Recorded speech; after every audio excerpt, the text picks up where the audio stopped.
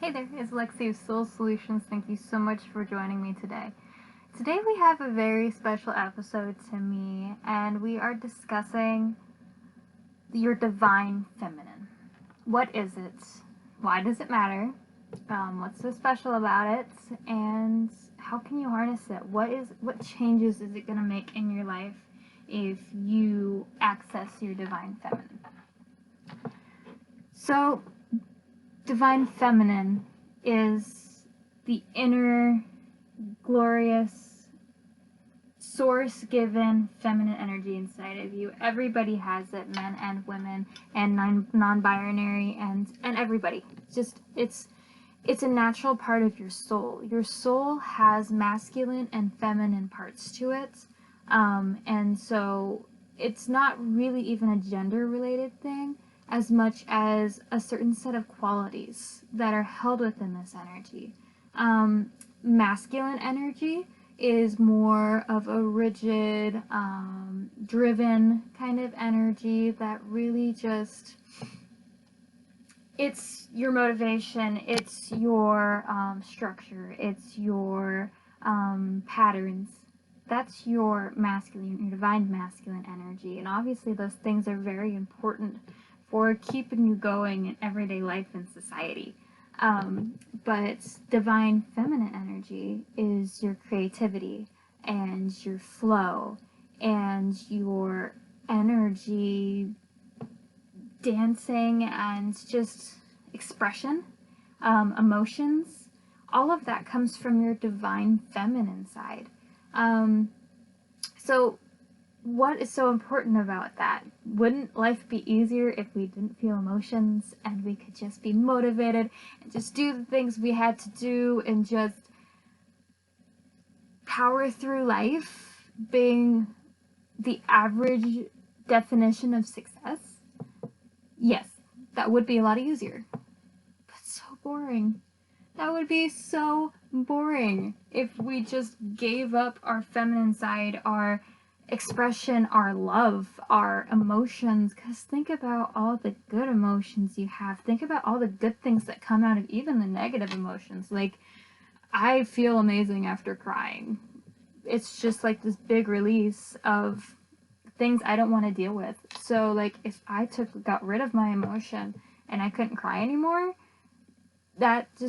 I would just be carrying stupid shit around with me all the time because I never have the opportunity to release it. So, divine feminine has always been an interesting point for me because depending on who I'm around and what the situation is, I stifle my femininity quite a lot, which is not healthy for it. Your divine feminine side takes that very personally when you stifle it. When you stifle your expression, your emotions, your flow, it really takes that personally. That manifested to me in a lot of womb damage. Because, the womb is the epicenter of the divine feminine. And so when I constantly was stifling my soul's work, my expression, my sensuality, when you stifle that all the time, my womb started having a lot more problems, which manifested itself in hormone problems and then furthermore into depression, into suicidal tendencies. And so after a lot of extensive work doing my own womb clearings and really embracing, okay, what makes me happy? What is my version of self-expression? I have been able to slowly step into my divine feminine and begin healing myself. So I dance a lot. I love to dance barefoot in the grass wearing a long skirt. That is when I feel so powerful and so happy and so myself. My hippie self just loves to dance in the grass barefoot with a long skirt swirling around me. Whenever I get to do art, take pictures from angles that people say are weird and try to capture what I see and allowing myself to take my vision and bring it into real life. That's me using my divine feminine. Me, actually doing my soul's work, doing energy work. Energy work is a lot of going with the flow. Once you get in someone's energy system, you can't just have a set, rigid plan of, okay, I'm doing this, this, this, and I'll be out in 9 minutes and 36 seconds, and blah, blah, blah, blah, blah. You can't do that. That's not something that really jives with energy work. Energy work is just such a free-flowing, open... You can't just decide what it's going to be. Energy doesn't work by our rules. It doesn't work by the rules of general society.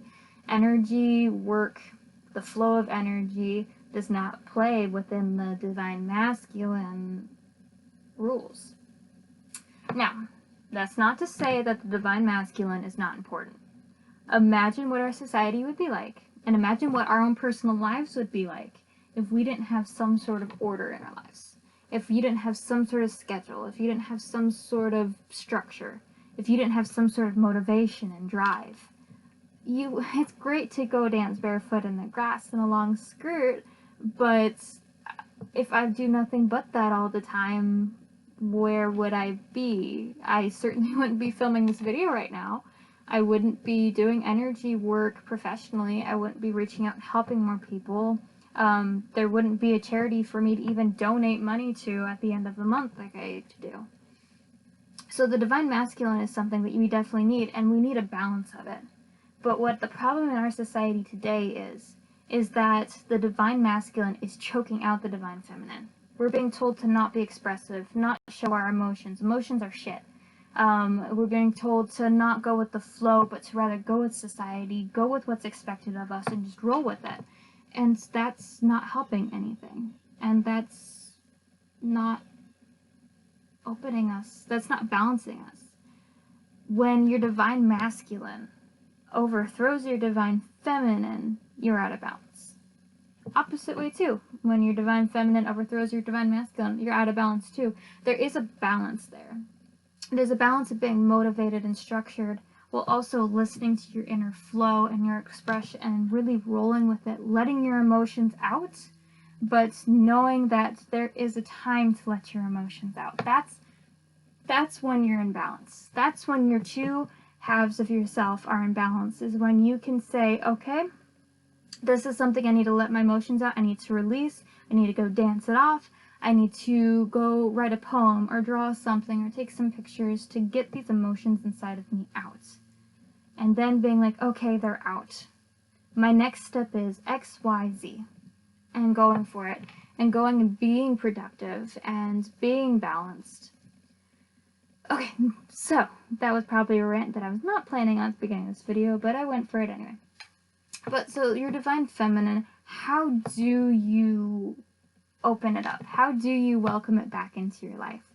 And quite simply, you just need to decide to not care. And that sounds so strange, I know, but really a lot of what stifles our divine feminine is caring about what others think. So, like, what are people going to think of me dancing barefoot in the grass in a long skirt? What are people going to think about me expressing my sensuality? What are people going to think of my art? What are people going to think? What are they going to think? Think. Thinking is a masculine energy. When you're going with the flow and just allowing emotions to take over and roll with you, you don't think. Others don't think. More often than not, you're projecting your own concerns and your own thought processes onto somebody else anyway. So stop thinking. What feels right to you right now? What could you do right now that would just make you happy? Is it dancing? Is it reading? Is it writing? Is it drawing? Is it painting? Is it going and taking a bath? Going for a walk? What would make you happy right now? And don't even think a second thought about it. Just go with it. Go walk with it, run with it, paint with it, dance with it, whatever you need to do, go do that. And that is one step closer to allowing your divine feminine to come back into balance. a lot of your divine feminine is stored in your womb or in your sacral chakra. Obviously, for those of you without wombs, it's going to be a lot more in your sacral chakra, but just kind of in that general zone. Divine feminine isn't just kept there. Obviously, it's throughout your entire body, but those are the stronger epicenters of it.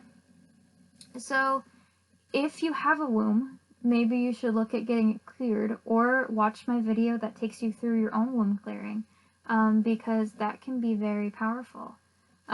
If you don't have a womb, but you know you did in a past life, it might actually be worth doing a womb clearing anyway. Just because you don't physically have one right now doesn't mean your energy body isn't clinging to one. So that could be something you do as well if you were open to that. And then doing some sacral chakra work, you know, and also telling your divine feminine that you love it. Just sit there and say, divine feminine me, I love you so much. Thank you so much for the joy you bring in my life. Thank you so much for the art, the expression, the creation you give in my life. Because you wouldn't have any of that without it. So all those beautiful things are all from your divine feminine. So I highly recommend womb clearings, and I highly recommend sacral chakra work. Make sure your sacral chakra is balanced. Do whatever it takes to get it balanced. It's going to really benefit you in the long run with your happiness and your emotional health and your expression and your flow. And when you're in flow, you're also more connected intuitively. So if you're someone who's trying to learn to read tarot cards, or trying to learn to channel or astral project or whatever, when you're more in tune with your intuition, then those things come a lot easier. And those things will come from you being in flow, and flow comes from your divine feminine. So that's a little brief introduction of your divine feminine. I really hope it helps you, and I really hope you're ready to open up to it. If you do need a womb clearing, go ahead and write to me on any of my social media that's in the description box below, or go watch the link that leads you through my energy work guided video I did for you to do your own womb clearing. And yeah, I hope you have a beautiful and blessed day. Thank you so much for listening and watching, and I will talk to you very soon.